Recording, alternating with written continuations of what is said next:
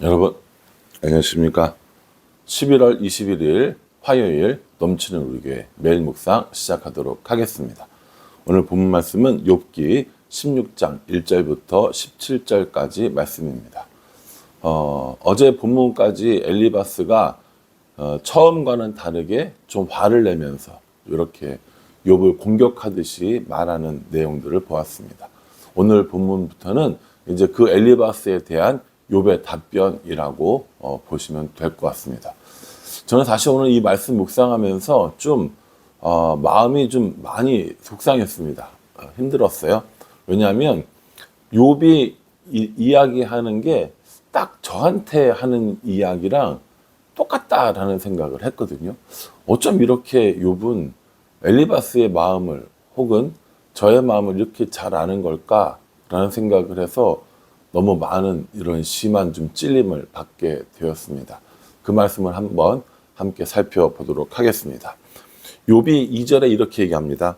이런 말은 내가 많이 들었나니 나는 다 너희는 다 재난을 주는 위로자들이로구나 이렇게 얘기합니다. 재난을 주는 위로자라고 이야기를 하는 거죠. 재난을 주는 위로자가 무슨 뜻입니까? 위로한다고 하는데 그 위로가 아니라 재난이 되는 사람, 이거 얘기하는 거죠. 엘리바스가 했던 그 수도 없이 많은 이야기들은 내가 이미 다 들었던 거다. 너희는 나에게 재난을 주는 위로자구나. 이렇게 이야기를 하고 있습니다. 하나님의 위로를 전하는 위로자가 되는 것이 아니라 재난을 주는 위로자라고 이렇게 이야기하고 있는 것이죠.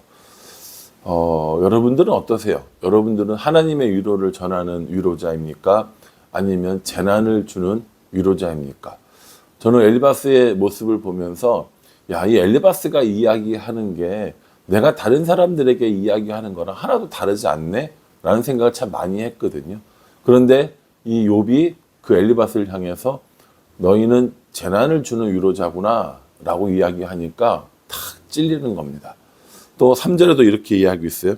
헛된 말이 어찌 끝이 있는가? 내가 무엇에 자극을 받아 이같이 대답하는가? 헛된 말이 끝이 없다라는 거죠. 그러니까 내가 누군가에게 위로한다고 했던 이야기가 듣는 그 사람에게는 헛된 말이 되었을 수도 있고요. 상황도 제대로 알지 못하고 이야기한 재난을 주는 위로자의 말이었을 수 있다라는 생각을 하게 되었다는 겁니다. 이런 일들이 많아요. 이런 일들이 많은 것 같습니다. 사람들을 격려하고 또 사람들을 지지하고 위로하고 이런 일들을 해야 하는데 위로하고 격려하고 지지하기는커녕 재난을 주고 헛된 말을 하는 경우가 얼마나 많은가라는 생각을 해 봅니다. 욥의 이런 엘리바스를 향한 책망이 오히려 저를 향한 책망이 된 것 같아서 이 말씀 묵상하면서 참 마음이 많이 힘들었다라는 그런 생각을 합니다. 또 뭐라고 얘기하는지 아직 보실래요? 4절에요. 나도 너희처럼 말할 수 있나니 가령 너희 마음이 내 마음 자리에 있다 하자. 나도 그럴듯한 말로 너희를 치며 너희를 향하여 머리를 흔들 수 있느니라. 이렇게 얘기합니다. 그럴듯한 말로. 그렇죠? 그럴듯한 말로. 그게 항상 그렇게 그럴듯한 말로 했어요. 사람들을 위로하고 사람들에게 권면을 한다 할 때도 참 그럴듯한 말을 했던 것 같습니다.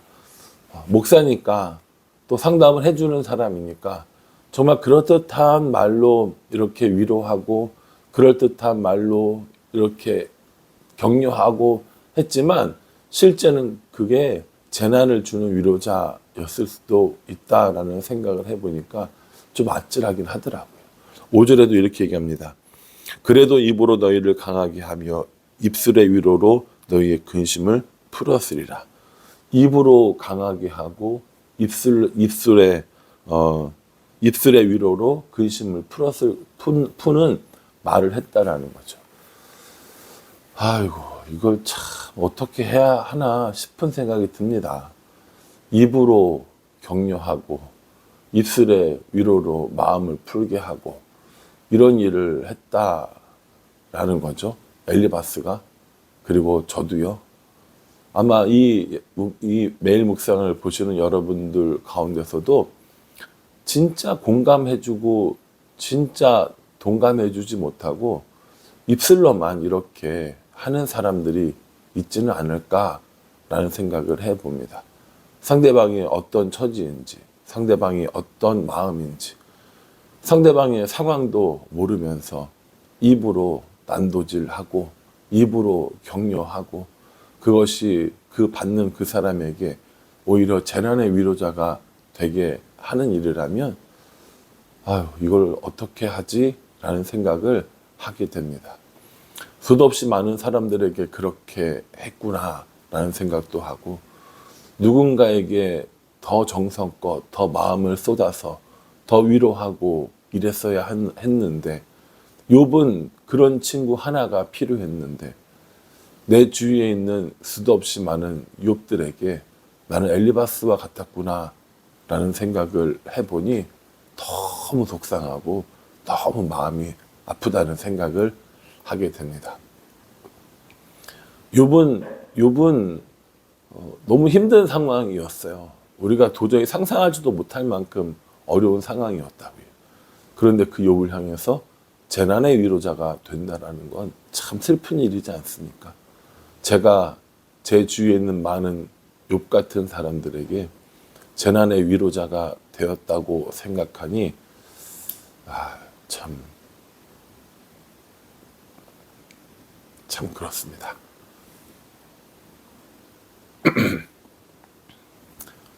이 말씀을 묵상하면서 그러지 말아야겠다. 하나님의 위로를 전하는 사람이 돼야지 왜 재난의 위로자가 되었는가 라는 생각을 다시 한번 해보게 됩니다. 주의하겠습니다. 조심하겠습니다. 여러분들에게 재난의 위로자가 아니라 하나님의 위로 또 말씀의 위로를 전하는 그런 목사가 되어야겠다라고 다시 한번 이 아침에 이 말씀을 통해서 묵상하게 되고 스스로를 들여다보게 되는 것 같습니다. 예, 그렇게 하도록 저도 애쓰도록 하겠습니다. 그렇게 하고 나서 7절에 보면 이렇게 얘기합니다. 이제 주께서 나를 피로하게 하시고 나의 온 집안을 패망하게 하셨나이다. 자신이 이렇게 고난을 받고 있는 이유가 하나님에 의한 것이라고 생각을 하고 있습니다. 이 말은요, 결국 어떻게 가냐면 17절에 보면 그러나 내 손에는 포악이 없고 나의 기도는 정결하니라 라고 이렇게 이야기합니다. 하나님께서 자신을 망하게 하고 하나님께서 자신을 피로하게 하고 이런 일들이 있었지만 자신은 포악하게 행한 일이 없고 자신의 기도는 정결했다라고 이야기를 하는 것이죠. 그러니까 욥은 그거예요. 왜 이런 일이 생겼는지 모르겠다. 나는 정직하게 했고 포악하지 않았고 하나님 앞에 정결하게 기도했는데 나에게는 왜 이렇게 이런 일이 생겼는지를 모르겠다라고 이야기하면서 엘리바스나 빌닷이나 소발이 말하는 것처럼 내가 그렇게 하나님 앞에 징계받을 만한 일들이 없었는데 나도 이 일이 왜 생겼는지 모르겠다라고 극히 이렇게 힘들어하는 것이죠. 여러분 사실 우리가 생각해 봤을 때 17절 말씀처럼 나는 내 손에는 포악이 없고 나의 기도는 정결하다라고 이렇게 얘기할 수 있는 사람들이 있습니까? 없죠. 저는 이렇게 못할 것 같아요. 내가 어떤 죄를 지었는지 나 자신도 알고 하나님은 당연히 아실 거고 그러니까 나는 내 손에는 포악이 없고 나의 기도는 정결하다 이렇게 말 못할 것 같은데 욥은 아무리 생각해보고 생각해봐도 자신이 하나님 앞에 어떠한 범죄를 저질렀는지 모르니까 하나님 내가 그렇게 범죄했으면 나에게 그 범죄한 것들을 알려주시고 징계해 주시고 만약에 그렇지 않은 거라면 날 좀 도와주세요. 저를 좀 구원해 주세요. 내내 그 얘기를 하고 있는 거거든요. 8절부터 16절까지 내용이 뭔지 아세요? 하나님이 날 이렇게 망하게 하셨네. 하나님 날 이렇게 힘들게 하셨네. 내내 그렇게 투덜거리고 불평하고 아파하고 힘들어하는 겁니다. 8절 말씀 한번 보세요. 주께서 나를 시들게 하셨으니 이는 나를 향하여 증거를 삼으심이라. 나의 파리한 모습이 일어나서 대면하여 내 앞에서 증언하리이다. 나의 파리한 모습이 내 앞에서 일어나서 증언을 한대요. 뿐만 아니라 하나님께서 나를 시들게 하셨다라고 이렇게 얘기합니다. 하나님께서 시들게 하셨고 하나님께서 파리하게 하셨고 이런 모든 일들 가운데 내가 고난을 당하고 고통을 당하고 있다. 이렇게 이야기하는 욥의 모습을 보게 되는 겁니다. 이렇게 고통스러워하는 욥에게 엘리바스는 재난의 위로자가 되었다라는 것이죠. 여러분 어떠세요? 이 욥기의 말씀을 묵상하면서 때로는 욥이 내 마음을 대변해 주는 것 같기도 하고 또 때로는 그 친구들의 아픈 말이 내가 내뱉은 말이어서 속상할 때도 있고 그런 마음 가지고 묵상하고 계시는 거죠. 욥은 욥이고 나는 나고 나는 엘리바스 같지 않고 나는 빌닷과 소발 같지 않아 라고 이야기하면 말씀이 나를 인도하는 삶은 솔직히 말하면 경험하기 어렵습니다.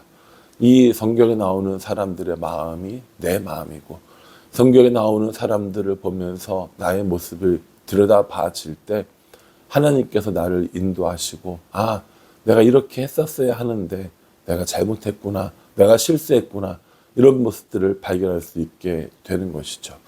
저는 욥의 모습을 보면서 혹은 엘리바스의 모습을 보면서 하나님 앞에 나 자신이 얼마나 못났었나라는 생각을 해보게 됩니다. 그러니 사랑하는 성도 여러분, 혹시 누군가에게 재난의 위로자였다라면 오늘 이 말씀을 통하여서 재난의 위로자가 아니라 하나님의 위로자, 하나님의 말씀으로 전하는 위로자가 되겠다고 결단하셨으면 좋겠고요.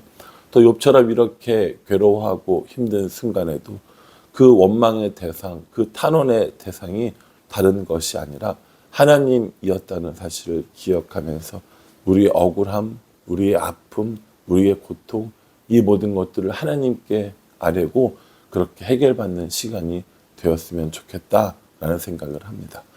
지금 욥은 아픕니다. 우리들도 아픕니다. 지금 욥은 매우 힘들고 고생하고 있습니다. 우리도 힘들고 고생할 때가 있습니다.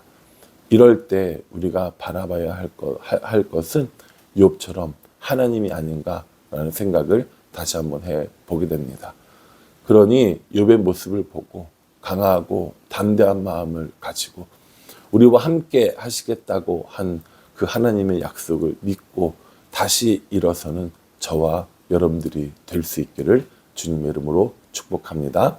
기도하겠습니다. 하나님, 욥이 엘리바스를 비롯한 그 친구들 향하여 재난의 위로자라고 이야기합니다. 어쩜 그 재난의 위로자라는 말이 저에게 딱 맞는 말인지 앞으로는 저의 별명을 재난의 위로자라고 불러야 하지 않을까라는 생각마저 해보게 됩니다. 그러니 하나님, 저의 입을 막으시고 사람들에게 재난의 위로자가 되는 것이 아니라 하나님의 위로자가 될 수 있도록 인도하여 주시옵소서.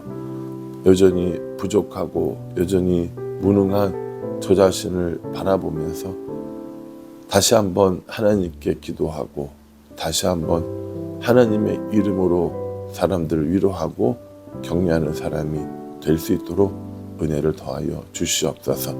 고통당하는 우리들의 주위에 있는 많은 욥들에게 하나님의 말씀을, 그래서 그 말씀으로 위로받는 일들이 많아질 수 있도록 인도하여 주시옵소서. 예수님의 이름으로 기도합니다. 아멘.